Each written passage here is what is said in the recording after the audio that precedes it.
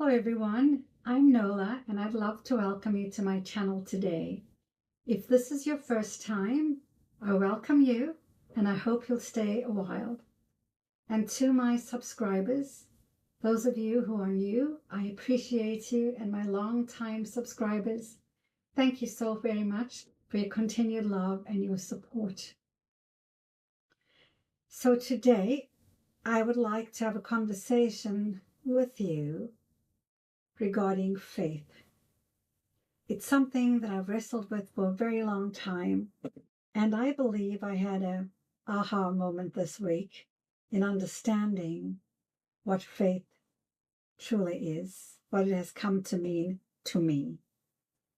And I'd love you to share with me in the comments about your faith and how that has molded you and helped to shape your life, and how you've gotten to have many of your prayers or your requests answered. So without further ado, so many of us have heard that line, if you have faith as small as a mustard seed.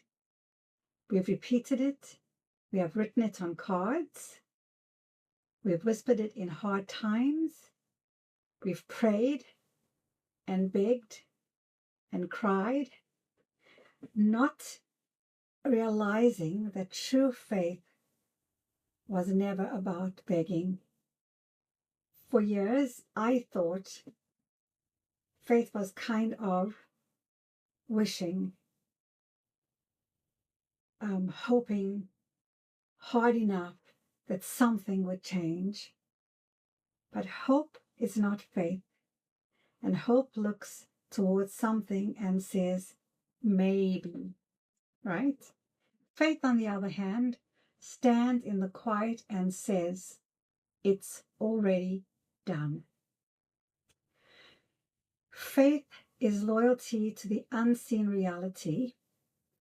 It's the calm certainty that what I've asked for or what you've asked for already exists. Even if I can't see it yet or you cannot see it yet. It's like knowing that the package has already shipped, even if the tracking hasn't updated. Have you ever purchased something on eBay and you know the seller has packaged it up? You get that information, you even have the tracking number, but the post office or UPS has not put that into your system, so you cannot see where your package is. It's kind of like that.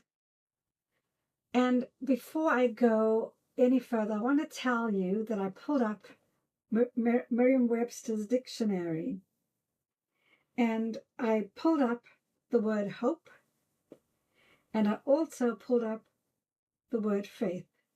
So hope is a noun. It is a desire accompanied by expectation or of belief in fulfillment. That's what hope is. It's only hoping. It doesn't believe and know for certain, right? And then faith, being the noun, is belief and trust in the loyalty to God and the belief, a firm belief, even in the absence of proof. That's from the Merriam-Webster dictionary. And so what was the confusing stage for me, and share with me what the confusing stage of your faith, your growth in faith, has been for you, please, if you don't mind sharing with me. I used to wonder why my prayers didn't seem to move anything. I was sincere, I was emotional, but let me tell you, beloved, I was never clear. Gosh, one day I wanted one thing, the next day I wanted something completely different. What that was, from my point of view, from my perspective, what I was doing was trying to manipulate the system, or God, so to speak, right? I was sending mixed messages to the universe and mixed messages to my own subconscious mind. The subconscious mind is a fantastic thing. It picks up everything that we say, even when we speak negatively about ourselves. It takes it as facts. It doesn't know truth from fiction, fact from fiction, right? Before faith can have a posture, it has to have direction. When we don't know what we want, our energy scatters. One day we believe for this, one day for that. If you're anything like me, that's how scattered I was. And the subconscious can't take instructions from confusion. No. If you have worked with anyone and you're new on a job and they've given you confusing information or confusing directions or instructions, you cannot function that way, right? So neither can my subconscious mind or your subconscious mind. Our subconscious minds cannot function that way. The body can't relax because it doesn't know where to rest. That's why so many people say they have faith, but they still feel anxious. Their faith has no clear target. So, in the clarity of knowing, right? Let's think about it this way. Imagine you're planning to go on a vacation. And one day you call your travel agent and you tell her or him you want to go to Paris. And then you get up the next morning and you think, well, no, I think I want to go to Bali. Call them. So they're still waiting. They try to make reservations. They're waiting on your final budget. And then you think, nah, I think I'm going to go to Greece this year. What would the agent do? They'd wait until you make up your mind. The universe works much the same way. The agent cannot book your flight until you decide where you're going. Right? And the other thing, have you ever seen an airplane taking off if it doesn't have a flight plan, a flight path, and a final destination? And before it can even take to the skies, it has to have a clarity on the runway. The path before it for takeoff has got to be clear. If you've flown, you know these things, right? And so this is the way that your subconscious mind works also. And faith is your takeoff. When you've got clarity and the runway is clear, you can take off. Once you know exactly where you're headed or what you are asking for, the rest of you can finally relax. The shoulders drop, the breath slows down. Your body says, now I know where we're going. Faith begins the moment that knowing lands inside of you, that knowing lands inside of me. Faithfulness is the practice of staying loyal to the knowing. Faith isn't hoping hard enough that something might happen. Faith is staying loyal to what you already know will happen. Prayer isn't begging. It's a faithfulness of keeping the faith. Even when to the human eye, you cannot see anything. It's the quiet agreement you renew every morning in that magic hour, those magic minutes right before, just as you wake up, not right before you wake up, just as you are opening your eyes. And the last thing at night, those magical moments right before you go to sleep. if you keep that image of what it is that you want, not what you don't want, that's where the magic happens. And I know this is done. You say to yourself, I know this is done, and I'm willing to hold that knowing steady until it shows in the 4D. That's why faith feels peaceful once it's real, because you've stopped arguing with yourself. Gosh, I hope I've stopped arguing with myself. You're no longer split between wanting and doubting, right?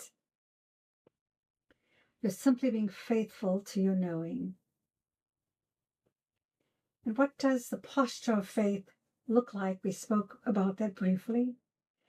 When I started paying attention to my own body, I noticed that worry and anxiety has a shape. My shoulders would creep up. My breathing would get shallow. I'd have that gnawing feeling, anxiety in my belly.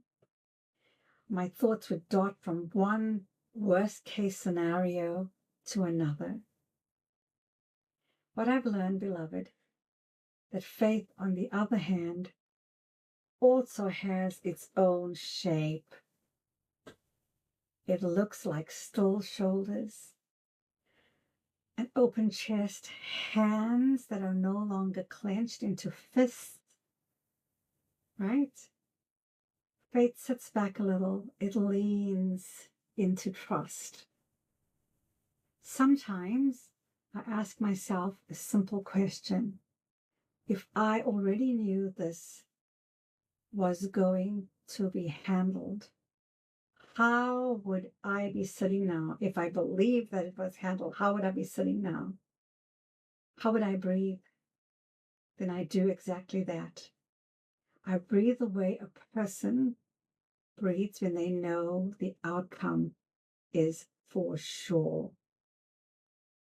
It's amazing how quickly the body teaches the mind. The moment you relax your jaw and lower your shoulders, your nervous system whispers, we're safe. It's okay to believe. And that's why I say to you, faith isn't only an inner conviction, it's a full body agreement. You can practice it anywhere, at your desk, in your vehicle, in the kitchen. And while you do, remember, unseen things are always moving. Just because you can't see them doesn't mean they aren't growing. And the next thing I'd like to speak about is the seed time and the harvest, the germination stage, that silent growth. I don't know if you've ever planted anything, maybe beans when you were a child, or an avocado. Your mom was trying to teach you a rooting system, and you put the toothpicks in the avocado in an old peanut butter jar with water, and you'd see the roots growing. Or you planted peas or beans, and in a few days, it's almost magical how it sprouts, right? When a seed is in the dark, it is surrounded by, when a seed is in the ground, it is surrounded by darkness, by pressure, by moisture, by silence, and oftentimes by heat. Yet under the soil, the most important work is happening. The seed is cracking open so that life can emerge. Faith, beloved, is like that. The cracking can feel uncomfortable. You may think there's nothing happening because you can't see the sprout. But underground, or within, behind the scenes, the miracle is already underway. So when your life, my life, feels dark or still, don't panic. Breathe. That's not failure. That's germination. The seed doesn't need to prove itself. It only needs to stay planted. Don't water the seed with your breath. Let it bloom in silence. Don't tell anyone what it is that you have faith for. Guard your inner thoughts and also guard your inner talk. Because if you ever watched your inner talk for 24 hours, oh my gosh, I was just horrible to myself. I'd say the most vile things to and about myself. Because when you do that, your subconscious mind, beloved, is always listening. It's always listening, and it cannot fathom, as I said before, truth from fiction. It just takes it and it turns it out, and you get what you get. You get the confused life that you may be experiencing, or I have experienced. When doubt creeps in, return to yourself. Go within to that still space within yourself. Go inside. Don't call friends or family for confirmation. Don't keep looking for someone to agree with your dream.